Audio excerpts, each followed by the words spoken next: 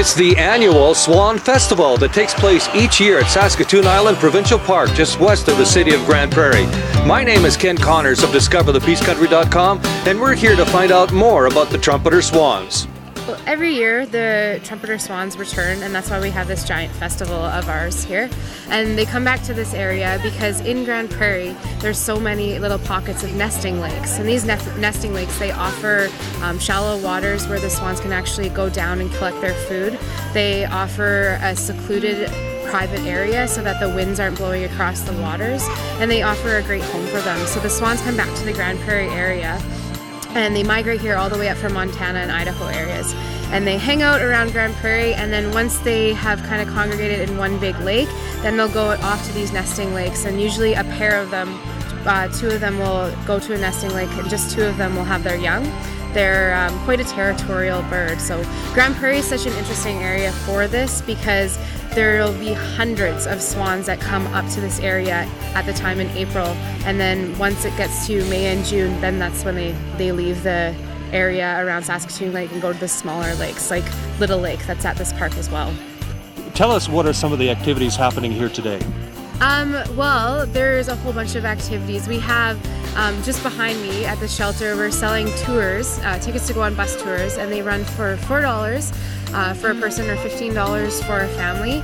And those tours are actually, they take you out from the park, and you get to go around the area and view trumpeter swans. There's also a guide on the bus tour that'll tell you all the information you need to know about the swans, and they'll have some spotting scopes as well so you can see the swans up close. So that's running out of there. There's also some, there's a barbecue going on.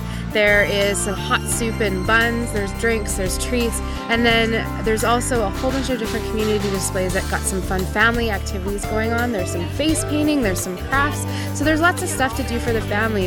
And also you can kind of see behind me there's a big giant blow-up duck, and so kids can go and run around and play inside there, and who knows, maybe even the mascot duck will come walk around a little bit later on today, so it's going to be a great day. And see what happens when we have, if we have plants there, right? So that one came off really quick and really dirty, right? So now pour some rain on there and see what happens if we have plants around our rivers and around our lakes. One of the interesting demonstrations was on the usage of bear spray. The capsian, the spray doesn't expire, but the propellant is what expires, and it might not be effective. If it is an older can and you've never sprayed it, you might want to test it. Well, you still shouldn't run. Yeah, but you should, back away slowly and just, try to walk in the opposite direction. And just try to retreat from the area. The Philip J. Curry Dinosaur Museum was here with information and fun for the kids. The question I always wanted answered is, how do the swans survive when it dips down to minus 10 degrees? Their feet must get pretty cold. Birds are very well adapted to living in cold climates, and you think about a little bird like a chickadee who can live in our north down to temperatures of minus 40 and are perfectly okay. They have the amazing insulation value of the feathers.